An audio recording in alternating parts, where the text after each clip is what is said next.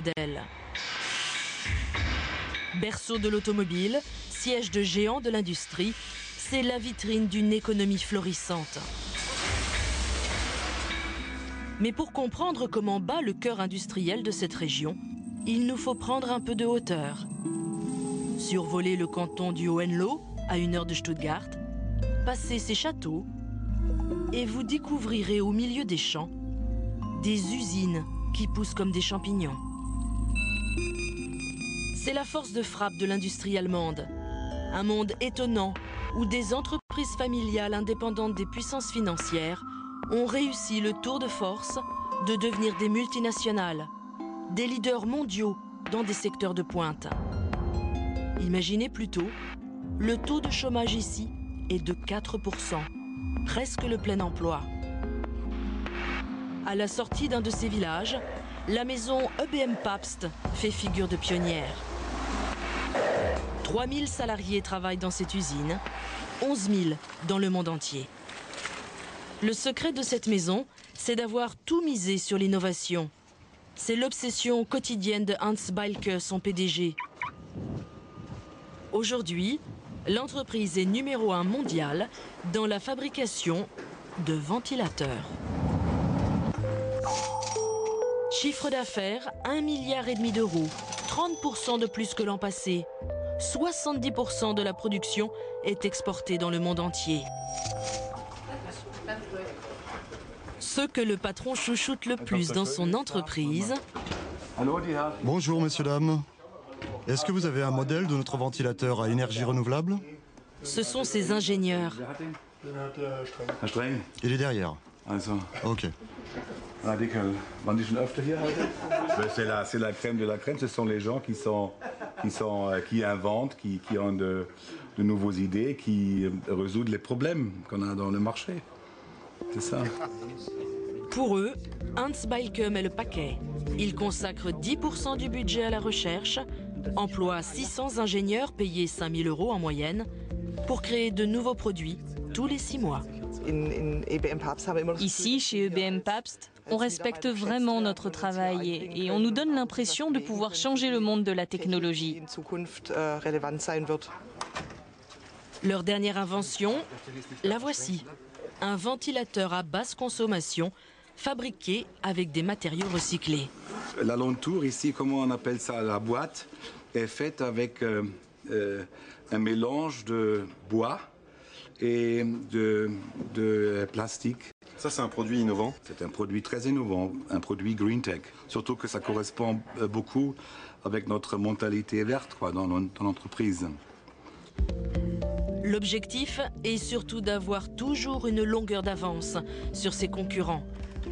Mais pourquoi ces ingénieurs allemands sont-ils plus performants que les autres?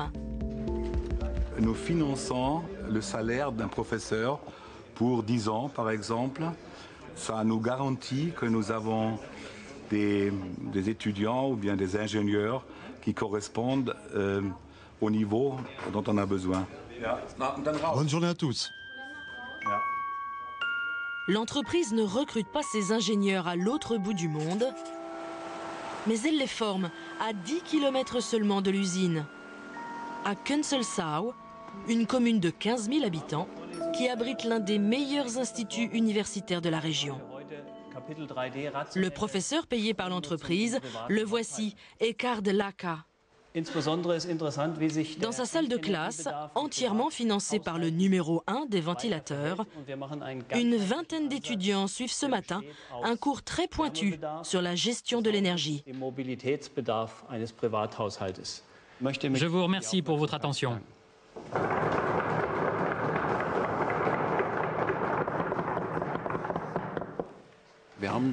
En ce moment, nous avons une avance de 3 à 5 ans sur les thèmes qui seront en forte demande dans l'industrie. C'est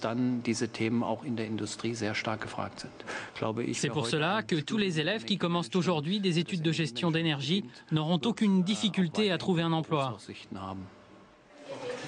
Pour ce cursus, 40 élèves ont été sélectionnés sur 200 candidats. Ils ne finiront pas tous chez le fabricant de ventilateurs. Ils auront même l'embarras du choix.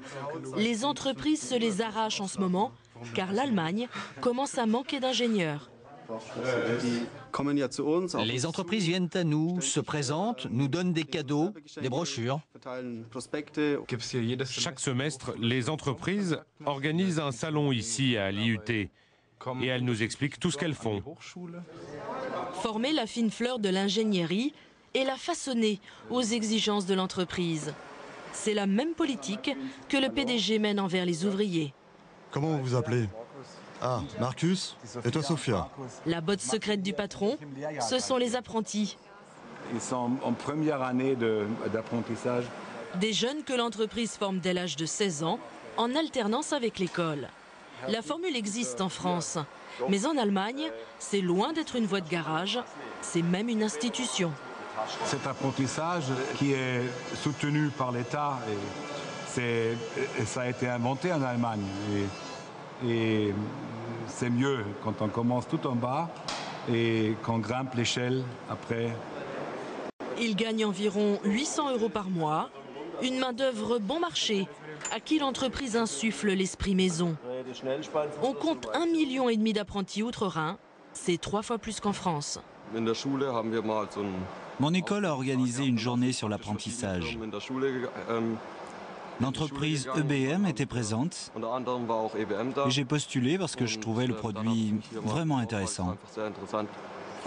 Et pour vous dire, il y a une interview sur Internet avec votre président Super Sarko qui a raconté aux Français pourquoi ne pas copier un système qui fonctionne bien en Allemagne. On devrait le faire en France aussi et c'est une bonne idée. Pourquoi l'Allemagne réussit-elle là où la France échoue?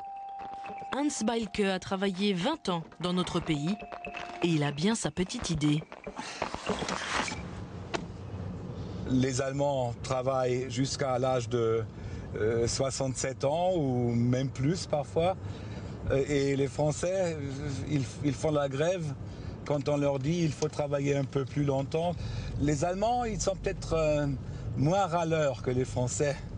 Ils obéissent plus que ce que le gouvernement dit. C'est peut-être un petit secret. Est-ce ce petit secret qui permet aux entreprises allemandes de rester compétitives tout en produisant entièrement sur leur sol? C'est en visitant la maison Trumpf, en banlieue de Stuttgart, que nous allons trouver la réponse. Avec 8000 salariés, le numéro 1 mondial des machines laser est cité en exemple dans toute l'Allemagne pour son organisation du travail.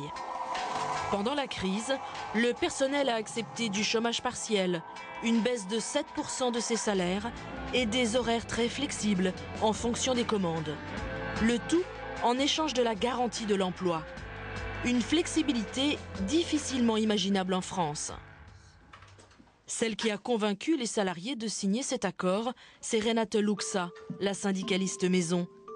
Dans son bureau, vous ne verrez aucun tract politique, encore moins d'appel à la grève. Renate ressemble presque à un chef du personnel. Ce matin, elle reçoit Fabien, un ingénieur de 27 ans, qui souhaite travailler plus pour gagner des points retraite. Chaque salarié peut ainsi accumuler des heures supplémentaires non payées, placées sur un compte épargne-temps. Avec cet accord d'entreprise, vous avez la possibilité de travailler entre 35 et 40 heures. Si je décide d'augmenter mon temps de travail de 35 à 40 heures et que j'ajoute 2 heures pour avoir les points retraite, plus les heures que je dois à l'entreprise, 1h38 par semaine. C'est ça, 1h38. Ça veut dire que je travaillerai au final 43h38 par semaine? Ouais, ça me va bien. Quel que soit son temps de travail, chaque salarié consent un geste supplémentaire. Il offre 70 heures par an à l'entreprise, 1h30 par semaine. Moi, je ne vois pas ça comme un cadeau à Trumpf. Ces heures, c'est une garantie d'emploi, mais aussi une garantie d'embauche pour les apprentis. C'est du donnant-donnant. Il est 14h, Renate est attendue par le DRH pour une réunion de négociation et elle a 2 minutes de retard. Allez, on y va, sinon on va avoir des ennuis. Ne pas faire attendre le patron, c'est le